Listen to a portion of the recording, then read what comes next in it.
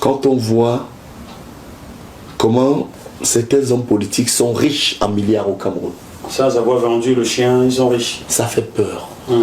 Quand on voit tout ce qu'ils engrangent comme réserve, appartements et maisons ici en France. Je sors de Genève, je ne vous dis pas, c'est que j'ai encore eu comme information. Vous avez jeté un coup d'œil à l'hôtel? Permettez-moi de vous parler, monsieur Mafou. C'est très sérieux votre question. Sérieux. Donc, je suis un des exégèses du président Paul Biya. C'est parce que je fais la différence entre ce que portait le président Paul Biya comme idéaux dès son arrivée au pouvoir. Prenons seulement deux piliers, la rigueur et la moralisation. Ça construit les écoles là. Bien, et permettez-moi, et l'action que mènent les hommes qui occupent des fonctions de pouvoir et de décision. Maintenant, si par hasard, les choix, du moins les hommes portés par le président, violent les idéaux des rigueurs et des moralisations, eh bien, comme je l'ai vu récemment, j'ai été à l'université des idées, où j'ai vu les socialistes s'asseoir, les hommes de gauche s'asseoir, eh bien, je continuerai à mener mon combat pour leur dire que ce n'est pas ça le cas. Il adore le poisson, Pascal Messangani. Vous comprenez? Il adore le poisson, cet homme politique. C'est pas ça le cas. Vous adorez le poisson? Écoutez, je suis sawa, je ne sais pas ce que vous voulez, vous sous-entendez par poisson. J'ai appris à me méfier de votre ironie chaque fois. Mais je sais une chose, c'est que nous les Sawa, nous avons la culture du poisson. Et ça, vous allez pêcher, tout est dans l'eau. Mais par quelquefois, ne le noyez pas. Répondez simplement aux questions. En tant qu'idéologue du président Paul Biya, pourrait-on de ce postulat, Pascal Messangani, vous imputez les multiples loupés du chef de l'État camerounais en 38 ans de pouvoir? Voilà ma question. Non. Ne m'amenez pas. Non. Voilà, vous ne pouvez pas. Est-ce qu'on peut vous les imputer à vous? Non, pas du tout. Parce que vous êtes idéologue et tout. Pas du tout. Vous avez vu des grands partis. Donc il est seul responsable de ces échecs. Le président, malheureusement, est responsable de tout ce qui se passe en bien ou en mal au Cameroun. Ah d'accord. Comme tous les présidents. Comme tous les présidents d'ailleurs dans le monde. Enfin. C'est lui qui assure. Enfin. Oui. Nous l'accompagnons. Donc lorsqu'il n'y a pas d'eau potable au Cameroun, au bout de 35 ans de règne de Paul Biya, c'est lui le fautif. Alors. Encore qu'il y a l'eau potable, mais s'il n'y a pas d'eau potable, il est fautif.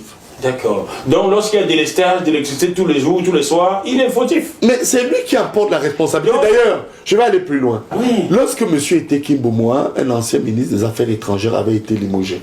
Pour faute grave. Voilà. En 1987, je crois. Bravo. Alors là, vous avez une bonne mémoire. J'étais gamin, hein. Mais le président, en face de votre confrère Eric Tchindjé à l'époque, a dit écoutez, si du jour au lendemain, un ministre engage le Cameroun devant une guerre, c'est moi qui vais emporter la responsabilité. Eric Tchindjé l'a dit ici il y a 2 ans, oui, c'est bien. Et le même Eric Tchindjé, il lui a dit monsieur Eric Tchindjé, vous êtes rédacteur en chef de la CRTV. D'un coup de tête, si je décide que vous n'êtes plus rédacteur en chef, vous ne le serez plus. Sur ce point, effectivement, c'est lui qui en est responsable. Et il y avait eu beaucoup de coups de tête dans ces années-là. Parce que quelques années après, c'est Augustin Contu-Comini qui disait cela à Jean-Marie Watton aussi. Trop de coups de tête dans ce truc. Donc, M. Paul Biya est responsable de l'état calamiteuse des routes. M. Paul Biya est responsable de l'état des stades jamais sorti de terre et la CAN qui n'a jamais été organisée. M. Paul Biya est responsable des multi-accidents de route qu'il y a tous les jours au Cameroun. M. Paul Biya est responsable de ces péages qui n'ont pas leur raison d'être. Vous êtes d'accord avec moi? Il est responsable même des inondations. Et tout. Oui, ça veut dire que si la mise en œuvre de ces infrastructures n'est pas visible, c'est lui le chef. Très bien. Alors, quel rôle vous savez, si vous avez lu Le Prince de Machiavel, mais écoutez... On me cite ça tout le temps quand on parle de Paul Biya. Bien, oui, vous allez vous rendre compte que... Mais c'est plutôt un petit versant du prince qui m'intéresse. Je suis un acteur qui soutient un système, un régime. Et mon rôle est de mettre à la disposition du président Paul Biya des éléments qu'il choisit lui-même. Si à un moment donné, moi je dis par exemple que le président est entouré des réseaux de bandits, parce qu'il y a des bandits, lui-même il a dit, lorsqu'il parlait des bandits en col blanc. Alors s'il me dit, où sont-ils? Je dis, écoutez monsieur le président, ceux qu'on met le plus souvent sur votre table et qui deviennent des ministres ne sont pas des militants et ne sont pas imprégnés de votre idéologie. Que devrais-je faire? Mon rôle aussi est de dire, mais monsieur le président, on vous a menti. Il n'y a pas de Meuvegle. Il n'y a pas de Mekine, ce sont des barrages. Il n'y a pas de Lompanga. Il n'y a pas de port complexe agro-portière de Kribi, comme vous l'avez souhaité. C'est mon rôle. Voilà maintenant, le dire signifie tout simplement que, hein, monsieur Mokoko, j'ai joué ma partition. Bon, maintenant, si le président ne m'écoute pas ou prend une décision contraire à la mienne, ouais, c'est lui le chef. Alors, c'est à lui qui est responsable. Monsieur Moussanga Yamdi, oui, monsieur nous parlons du Cameroun, un pays qui en 1976 et en 1979 aidait financièrement la Corée du Sud et la Chine. Oui, et qui nourrit en 2020 tous ses voisins. Voulez-vous me dire aujourd'hui qu'il manque d'hélicoptères présidentiels dans ce pays, au Cameroun? L'hélicoptère présidentiel, est-ce qu'il y en a? Oui. Ça veut dire que M. Paul Biya peut, en 38 ans, prendre son hélicoptère présidentiel, aller voir si le barrage a été implémenté ou pas, n'est-ce pas? Non, ça dépend. Pourquoi on l'informe des choses qui sont dans son pays? Il ne peut pas aller voir lui-même? Je vais vous dire, vous connaissez l'homme Paul Biya. Le président non, je ne le connais pas. Il est impossible de le voir. Moi, je dis dans sa pratique de gouvernance. Vous savez, le président Paul Biya, si je peux lui reprocher quelque chose, moi, mais Sanga Nyamding, je dirais qu'il ne nous punit pas suffisamment. Parce que quand on voit comment certains hommes politiques sont riches en milliards au Cameroun. Sans avoir vendu le chien, ils sont riches. Ça fait peur. Quand on voit tout ce qu'ils engrangent comme réserve, appartements et maisons ici en France. Je sors de Genève, je ne vous dis pas, c'est que j'ai encore eu comme information. Vous avez jeté un coup d'œil à l'hôtel? Permettez-moi de vous parler, monsieur Mafou. C'est très sérieux votre question. Sérieux, oui. Donc je vais donc là pour vous dire que, effectivement, quand on parle du président Paul Biya, c'est un fils de catéchiste. Paul Biya, c'est le fils de catéchiste. Imaginez tout ce qu'il y a derrière ce parcours. Où, revenu au Cameroun, il a été fidèle. Alors, ce que tous ceux qui ont connu Paul Biya reconnaissent. N'oubliez pas qu'il a occupé beaucoup de fonctions subalternes. Les fonctions de chargé de mission sont des fonctions de subalternes. On le sait déjà. Directeur de cabinet civil. On le sait. Premier ministre. Même de William était LGPR. Directeur de cabinet. Donc, à partir de là, le président Paul Biya, j'en suis persuadé, a cru que tous ces requins qui pour la plupart occupent des fonctions de pouvoir et de décision étaient comme lui. Parce qu'il était fidèle à Ahidjo, au président Ahidjo. Ah, d'accord. Bon, alors, à un moment donné... Il était si fidèle qu'Ahidjo est enterré au Sénégal. On poursuit. La deuxième question... c'est une autre étape de la vie. La deuxième question... C'est une autre étape de la vie.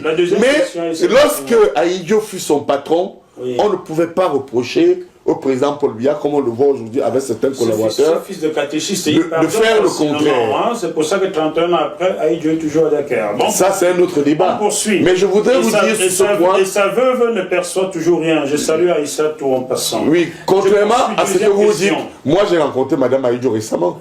Vous ne savez pas qui je rencontre. Donc, oui, attendez. J'étais à Dakar. Madame Ahidjo... J'étais à Dakar quand son fils décédait. Donc, laissez tomber. Bravo. Poursuivons. Bravo. Non, ce que je voudrais vous dire, hein, je vais vous faire une confidence à votre télé. Je ne l'ai jamais dit à une télévision camerounaise. Madame Ahidjo a mis à ma disposition un certain nombre de documents, m'exprimant sa volonté de rentrer avec le corps de son mari. Moi, j'ai fait ce qu'il fallait. Donc, vous comprenez? Donc, c'est une affaire qui est tellement délicate parce qu'à côté, il y a le fils du président Ahidjo, Babadika Ahidjo, qui est, il faut le dire, ambassadeur itinérant auprès du président Paul Biya, c'est son fils unique. Et à côté, il y a sa fille Aminatou Ahidjo, ma camarade de classe au lycée Leclerc, qui également occupe le poste de directeur de PCA. C'est un gros dossier. Alors vous voyez que c'est un dossier délicat qui regarde les présidents Biya et Ahidjo, la famille Biya et Ahidjo, où je ne voudrais plus en parler. Fermez cette page. C'est ce dossier-là. Je suis d'accord. Vous croyez le connaître, mais vous ne le connaissez pas. Je poursuis. Je vous laisse le dire. Je poursuis. Je vous laisse le dire. Deuxième question dans cette seconde partie. Il semblerait qu'en 2019, vous auriez fait savoir que vous regrettiez d'avoir choisi le RDPC et Paul Biya. C'était le 3 décembre 2017 chez nos confrères de STV. Je ne l'ai jamais dit. Très bien. Vous auriez même été... Je ne l'ai jamais dit. Poursuis quand même. Je poursuis. Vous auriez... news. Très bien. Vous auriez été plus loin en détruisant le bilan de Paul Biya face à celui d'Amadou Ahidjo, que vous qualifiez, je vous cite, de bâtisseur de l'État du Cameroun moderne. Vous aviez même ajouté que, je vous cite toujours, n'oubliez pas que quand vous observez la vie du président Ahidjo, lyrique, où vous êtes enseignant, l'ENAM, Polytechnique, ESSEC, l'ENS, l'ENIA, etc. Vous en oubliez l'école des travaux. Oui, vous avez même oublié, je vous confirme cela, oublié, etc. le palais de l'unité, le palais de congrès, etc. Oui, toutes ces grandes écoles et toutes ces structures avaient été créées par Amadou Ahidjo. Oui, je pense qu'il est incontestable. Vous le dites toujours. Hein? Oui, je le confirme. Je pense qu'il est incontestablement le bâtisseur de l'État du Cameroun moderne. Et M. Paul Biya, bon, toutes ces déclarations surprenantes, hein, quand même, hein, pour un biaïste, hein, surprenant, avaient fait dire par certains qu'il s'agissait de la manifestation d'une déception que vous étiez tout simplement aigri. Car semble-t-il, je poursuis s'il vous plaît. Oui, allez-y. Car semble-t-il, vous vous attendiez à obtenir de la part du président Biya un poste de ministre en remerciement du travail accompli depuis plus de 30 ans. Est-ce exact? Pouvez-vous vous expliquer? Bon, je voudrais vous dire que Paul Biya a deux choses en lui. D'abord, il y a du vrai dans ce que vous avez lu et il y a du faux. Qu'est-ce qui est vrai, qu'est-ce qui est faux? Bien, ce qui est d'abord faux, c'est que je n'ai jamais dit que je quitterai un jour le RDPC et le président Paul Biya. Ce qui est vrai, c'est que le président Paul Biya est lui-même ahidjoïste. N'oubliez pas que les gens sont dépolitisés. Vous voyez, aujourd'hui, on arrive, on crée un parti comme le MRC, on dit qu'on veut être président, alors qu'on n'a jamais été dans un parti. Nous parlions politique. De vous. Bien, je reviens sur moi. Vous allez vous rendre compte que il y avait deux courants au sein de l'UNC.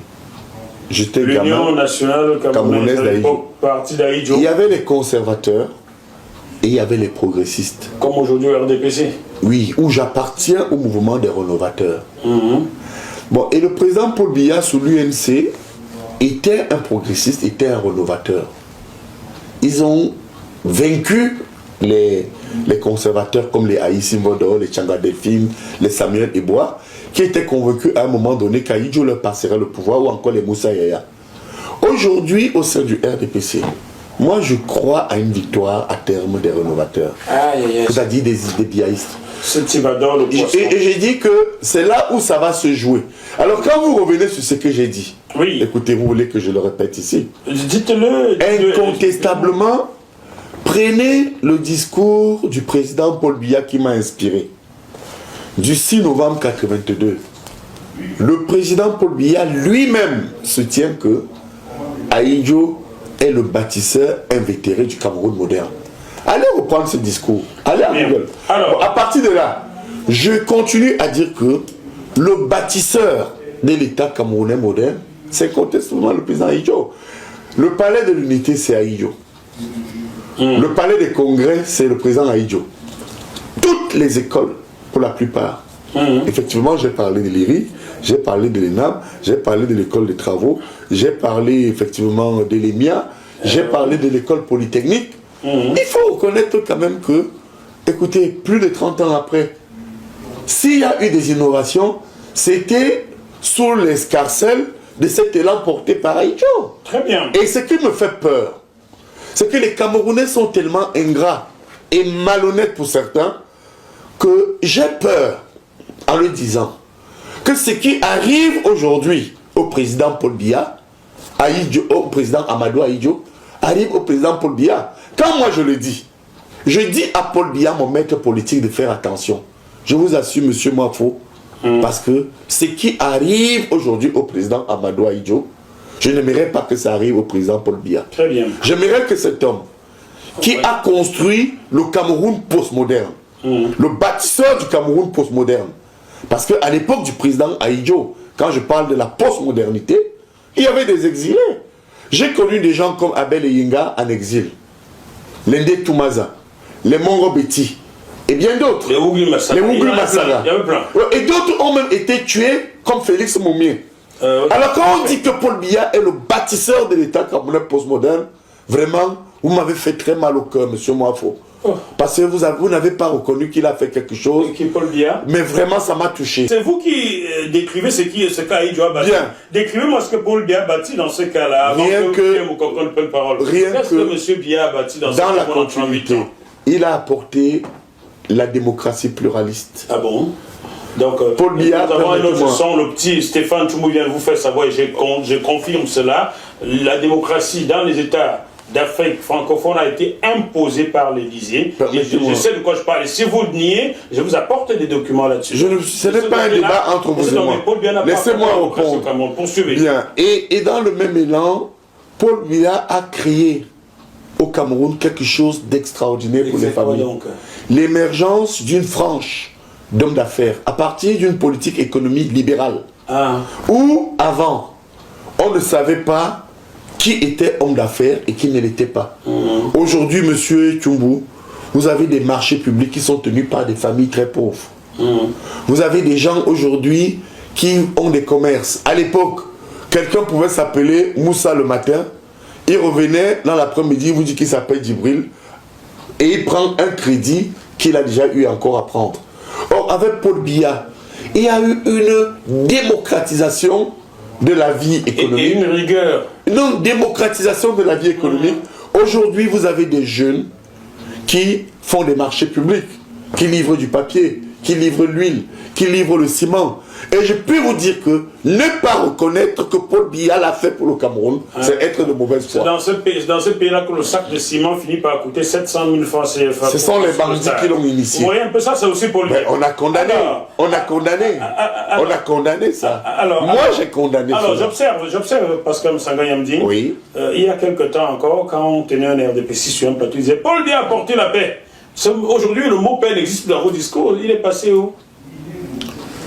Vous savez... Non, je ne sais pas, c'est pour ça que je pose la question. Il y a ce que j'appelle le triomphe des canardeurs. Vous savez, j'emprunte cette expression à François Mitterrand, qui, parlant du triomphe des canardeurs, est allé plus loin en disant que certains avaient vendu leur âme aux chiens. Et j'ai encore en mémoire, moi discours après la mort il y a eu la mort de Pella, il y a eu le suicide de Bérégovoy, et il y a eu des choses extraordinaires qui se passaient au point où le président Mitterrand, qui m'a beaucoup influencé, qui est votre 20 mètres politique finalement, c'est pas pour le dire. Oui, il m'a influencé. Tellement qu'on ne sait plus qui et il montrait comment à un moment donné ils avaient perdu les valeurs du socialisme. Et j'ai retenu quelque chose. Lorsque Mitterrand, à l'époque, est sorti du congrès d'Épinay, il avait ces mots vis-à-vis des socialistes. Si vous perdez nos valeurs socialistes, nos valeurs de cœur et de partage, nous allons disparaître. C'est ce qui est arrivé avec Hollande. Parce qu'à un moment donné, on avait des gens, permettez-moi, vous allez voir le lien, vous allez voir le lien. On a donc eu des gens qui faisaient du social, qui s'autoproclamaient socialistes sans être socialistes. Je pense à des gens comme Manuel Valls, le Jospin et quelques autres. Moi, je suis un homme de gauche. Alors, vers cet élan, je reviens au Cameroun.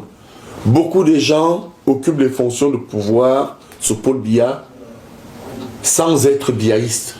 Vous allez donc voir que c'est pas possible. À partir de là, cette histoire du poisson ne va jamais s'arrêter. Oui, à partir de là. La question était hier, tous les partisans de Biya, lorsqu'on les avait sur un plateau, disaient le président Paul Biya a porté la paix. Je viens. Vous pouvez passer le mot paix, vous me parlez de Mitterrand et de Jospin. Bon. Parlez-moi de Paul Biya et du Cameroun. Bien, le lien est que vous pouvez passer le mot paix dans votre discours. Le lien, je vais vous l'expliquer, monsieur Mafo, je vais prendre votre rôle.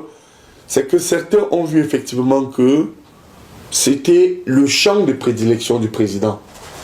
Et ceux qui étaient dans les affaires, sans porter le renouveau, n'ont pas compris qu'il fallait préserver cette paix de cœur. Enfin, vous l'avez prononcé le mot. Et vous voyez donc qu'il y a donc eu le conflit anglophone, il y a eu une instabilité poussée, comme vous pouvez le constater au nord-ouest, au sud-ouest, au nord Cameroun, et quelque part, après cette victoire du président Paul Biya à Bakassi, il fallait donc le discréditer. Vous parlez de cette victoire pour laquelle Maurice Kamto s'est beaucoup battu. Il est venu bien après. Kamto est entré bien après dans l'affaire. Ne dites pas des bêtises. Je ne dis pas, ne me dites pas des bêtises. C'est vous qui dites des bêtises. Moi, je vous dis que j'étais ici en France, à côté de l'ancien ministre français de la coopération Jagland. J'étais dans le cabinet. Kamto n'y était pas au départ. Mais je salue son arrivée bien après. Calmez-vous. Oui, c'est vous qui devez vous calmer. Moi, je vous dis. Parce que vous dites des choses inexactes. Mais j'ai travaillé ça, monsieur. Vous avez travaillé, moi j'ai été au cœur. Moi j'étais au cœur. Vous comprenez? J'ai été au cœur. Parce que quand je vous dis que je rencontre Monsieur Tom Kala, je lui serre la main, je bois avec lui, je cause avec lui, c'est pas des blabla. Vous niez, je sors des images. Vous comprenez? Monsieur Tom Kala, vous savez qui c'est, non? Je vous écoute, puisque vous voulez. Vous ne savez même pas qui c'est, donc. Monsieur Tom Kala est le président de la Cour de justice de la Haye. Donc je le rencontre, je bois lui. Si vous niez, je sors des images. Et qu'est-ce qu'il a avec vous? Alors je vous explique quelque chose de ça. Moi je peux vous dire comment monsieur Atana Mbara a mené Kamto là-dedans. Moi je vous donne un nom. D'accord, vous pouvez dire ce que vous voulez, mais alors arrêtez.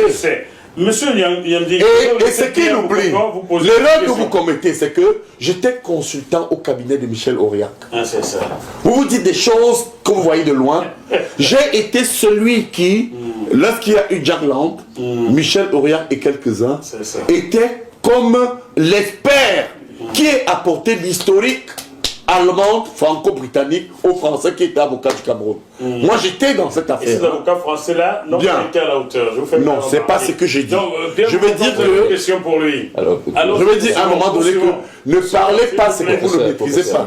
Monsieur Mafo, vous dites parfois n'importe quoi. Alors, professeur, j'ai bien compris l'analyse que vous avez faite concernant le président Idio, le bâtisseur du Cameroun finalement. Oui. Le bâtisseur de l'État camerounais moderne. Camerounais, d'accord. Si nous partons de ce postulat, comment pouvez-vous expliquer que son corps soit toujours au Sénégal, nonobstant toutes les démarches qui, semble-t-il, ont été faites par son épouse, qu'une réponse positive ne vient? Comment trouvez-vous ça? Sur l'épouse des associations, M. Charrier Bournazel, que j'ai encore interviewé il y a de cela 10 mois. Sur cette question. C'est vrai que cette affaire est quand même curieuse. Dieu seul sait un jour ce qui s'est passé entre les deux chefs d'État, Amadou Ahidjo Paul Biya. Mais pour ce qui me concerne, je ne comprends pas que le corps du président Ahidjo soit à l'extérieur. Je suis de ceux qui, dans mon parti, le RDPC, membre du comité central, continuent à dire que ce corps doit être transféré. Et par conséquent, Ahidjo mérite des obsèques vraiment dignes de Amadou Ahidjo, ancien président du Cameroun. D'autant plus que ces deux enfants se sont rapprochés peut-être du chef de l'État. Donc, et puis, quelque part, je ne voudrais pas entrer dans leur vie privée, mais je sais aussi que dans la famille Ahidjo, il y a des incompréhensions entre eux. Bon, alors j'ai tellement de respect pour Madame Ahidjo, les enfants Ahidjo et de son fils que j'ai rencontré encore. Ouais, je ne peux pas venir dans votre télé vous dire que j'ai déjeuné avec le fils Ahidjo dans un restaurant turc à Yaoundé, où effectivement, j'ai pas eu l'impression que lui-même c'était sa priorité. Bon, maintenant, qu'est-ce qui se passe, je ne sais pas. Mais pour ma part, vis-à-vis du président Paul Biya, je vais encore ici prendre une position. Je crois que le président Paul Biya est grand. Il serait davantage grand s'il fait venir le corps du président Ahidjo. Ok. Alors, monsieur Moifou, si vous permettez, je vais peut-être dérouler. J'ai 3 questions. On va aller vite.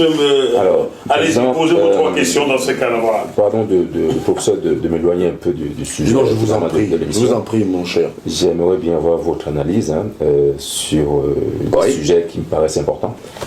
Pour y pouvoir, évidemment, j'ai 3 questions. Alors, la première, comme vous le savez, les relations entre la France et les États de sa zone, enfin, les Africains, les pays de la zone d'influence française ne sont pas du tout bonnes. La diaspora africaine réclame à corps et à cri la récupération de la souveraineté qui leur a été confisquée au lendemain des indépendants de pacotille. Ça, c'est le cas, la réalité, c'est ça, accordé par la France. Alors, quels sont selon vous les actes que doivent poser les Africains pour convaincre ou contraindre la France de faire droit aux sollicitations légitimes des Africains, c'est-à-dire la récupération de leur souveraineté? Cette question est pertinente. Vous savez qu'aujourd'hui, elle anime les salons politiques et même les salons économiques, parce que entre les États, il n'y a pas d'amis, ce sont les intérêts qui priment. Absolument. Et là où vous avez raison, il faut, lorsque vous parlez de la France-Afrique, c'est-à-dire les relations franco-africaines, il faut situer ça sur le triptyque, d'abord, qui est très fort, permanence. La France ne va jamais laisser certains intérêts. Et ensuite, rupture. Il y a des ruptures qui se sont faites, mais elles sont assez timides, puisque, quoi que l'on dise, la plupart des États africains aujourd'hui ont multiplié leur pôle de relations. N'oubliez pas que, du point de vue technique, il y a deux types de relations, d'action en matière de relations internationales. Il y a ce qu'on appelle l'action bilatérale, les relations que les États, pour leurs intérêts, entretiennent entre eux, les États, et puis il y a l'action multilatérale où à côté, les États sont dans les organisations internationales. Ça s'appelle le multilatéralisme. Bon, or, sur ce deuxième point où je parle de rupture, bon, et puis il y a un troisième pôle, dans le triptyque, j'ai dit permanence, rupture, il y a des innovations.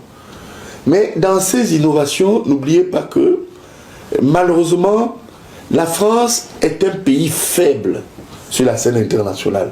Sans l'Afrique. Oui, sans l'Afrique. Oui, je dis d'abord, alors vous allez voir pourquoi elle commence à devenir forte. C'est très exact ce que vous dites. Elle devient forte parce que sur la scène internationale, elle a l'Afrique. Mais en dehors de l'Afrique, la France est le seul pays membre du G7, c'est-à-dire les 7 pays les plus industrialisés, qui y est. Parce que la France est dans le G7 parce qu'elle a des colonies. Quand vous prenez la Caraïbe, elle est à Martinique, toujours présente. Elle est en Guadeloupe, à Saint-Martin, Saint-Barthélemy, je ne cite pas toutes ces zones.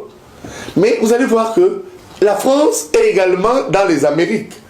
Elle n'a jamais laissé la Guyane du point de vue stratégique. Vous voyez, avec aujourd'hui tout ce qui se passe avec Ariane, la France est dans le pôle stratégique et sécuritaire de l'Europe, parce qu'au moins, à partir de la base de Kourou, vous voyez bien qu'elle peut exister en tant que puissance. La France est même dans les Amériques. Je ne vous parle pas du Pacifique, avec Saint-Pierre et Miquelon, qui est un pôle français proche de la Caraïbe. Ramenez donc à l'Afrique. Vous avez raison. La France n'existe que parce qu'elle a ses colonies. Ces anciennes colonies. Mais ce sont toujours des colonies. Parce que quand je vous parle de la Martinique, non. Il y a dans le champ de la coopération entre la France et les pays d'outre-mer, appelons-les ainsi, outre-mer. Vous avez deux types de relations. Les anciennes colonies africaines, de l'AOF qui est devenu CAO et qui est devenu aujourd'hui CEDEAO, c'est-à-dire tous ces pays d'Afrique de l'Ouest qui ont même tenté de mettre à l'époque le Conseil de l'Entente, et en dessous l'AEF. Mais alors, regardez l'historicité de l'AEF, puisque nous sommes Camerounais. Lorsque on dissout l'Afrique équatoriale française, c'était 4 pays. Le Congo, le Tchad, la République centrafricaine et le Gabon. Mais quand la France se rend compte que ces pays vont être indépendants, la France crée l'UDE, l'Union douanière équatoriale, en 1959, avec le Cameroun. Avec cette partition, parce que nous avons été un peu victimes de la Première Guerre mondiale, où on a partagé le Cameroun entre les Britanniques et les Français. Mais restons sur le Cameroun et la préoccupation franco-africaine. 64, la France se rend compte qu'elle a des gros intérêts au niveau géopolitique, au niveau géostratégique, en termes de ressources minéralogiques. La France va mettre en place l'UDEAC, l'Union douanière des États de l'Afrique centrale. C'est notre zone. Ils ont déjà la CEDEAO. Et en 1994, avec les accords de N'Djamena, cette même France Mali, va mettre en place la CEMAC, Communauté économique et monétaire d'Afrique centrale. En réalité, c'est quoi? C'est un vieux précaré français qui protège ses intérêts, particulièrement pétroliers. Parce que le pétrole du Tchad, c'est la France, du Congo, du Cameroun, et puis du Gabon. Donc vous voyez qu'il faut repenser les relations franco-africaines. Mais alors, ça dépend de qui? Ça dépend des Africains. Pas seulement. Enfin, d'abord, parce que, comme l'a dit Macron, vous vous rappelez du fameux discours qu'il a tenu à Ouagadougou. Parce que vous y croyez. Il a dit, faites des choix, on va vous suivre. Parce que vous y croyez. Bon, mais maintenant il faut que les chefs d'État essayent. Parce que c'est bien de critiquer les Français et l'Europe. Bien, mais je continue à dire que... Le chef d'État, le vôtre, on ne le voit jamais. Il va essayer quand? Non, pardonnez-moi. Poursuivez Pierre Bokoko. Oui, je pense que... Professeur, je vous en prie. Oui. Ce que je voulais vous entendre dire, bon, évidemment, dans votre description, vous reconnaissez parfaitement que la France a lié les mains des Africains. Bien entendu. Bon, nous sommes d'accord. Puisque entre les États, la France nous apporte quoi? Nous apportons plus à la France qu'elle ne nous apporte. Nous sommes d'accord. Alors, ça, je suis d'accord avec vous. Il faut une rupture pour la faire aussi. Parce que ceux qui nous écoutent vont dire, mais comment ça va se faire? Il faut rompre avec une certaine élite locale. Et sur ce point, je pense que ceux qui peuvent changer le Cameroun et l'Afrique, ce sont les Africains de la diaspora. Pourquoi? Parce que nous sommes allés dans leurs écoles, dans leurs universités. Moi, j'ai été vice-major ici. J'ai été vice-major de ma promotion. Or, les Africains qui vont à l'école en Afrique, mais sont sous le coup de la résolution de Bruxelles. Lorsqu'ils ont mis en place le traité de Lisbonne, que font les Européens? Entre eux, ils se sont assis, ils ont dit, bien écoutez, nous nous rendons compte que les Noirs qui vont dans nos écoles d'ingénieurs, de pétrole, de sciences politiques, donc ceux de la diaspora, ils sont plus opposés à nous que ceux du pays. Du coup, ils ont mis en place ce qu'on appelle la politique de limitation de visa. Ça a été une résolution lors du traité de Lisbonne. Ne les amenez plus chez vous. Parce que ceux qui sont formés ici ont les yeux beaucoup plus ouverts que ceux qui sont au pays. Et quand vous observez donc l'architecture gouvernementale des États africains, vous n'allez pas voir les gens de la diaspora dedans. Pardonnez-moi, professeur. Oui, je vous en prie. Malheureusement.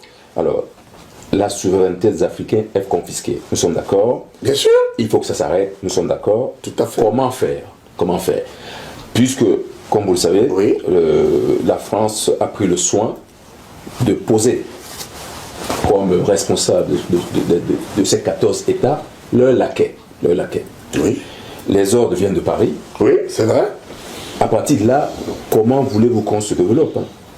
Que devons-nous faire selon vous pour pouvoir rompre tout ça et aller de l'avant? Parce que les Africains sont très brillants. Vous savez, la diaspora africaine, moi j'ai la chance de voyager comme vous. Oui. Ils sont enseignants partout, vous êtes enseignants, etc. Bon, nous avons les capacités d'y arriver, mais pour l'instant, nous avons les mains liées, nous n'y arrivons pas.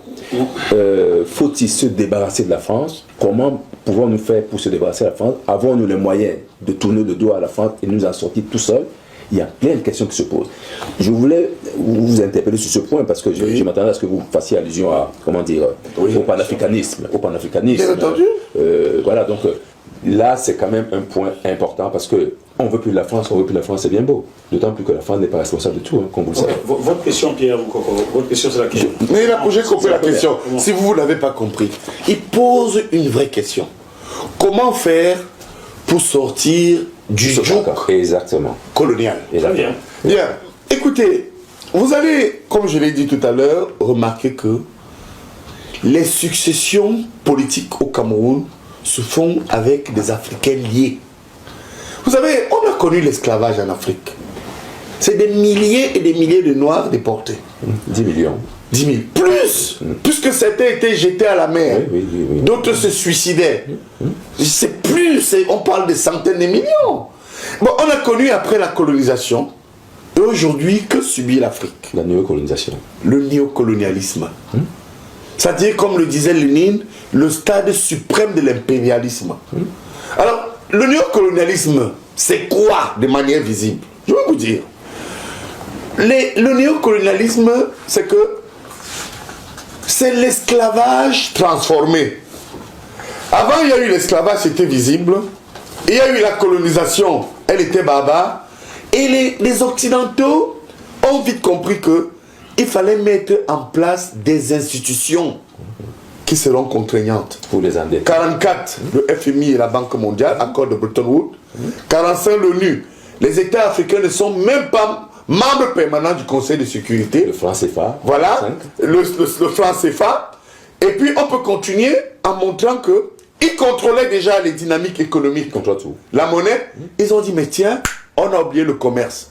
En 1947, à Genève, ils vont mettre en place ce qu'on appelle le fameux accord qui crée l'ITO.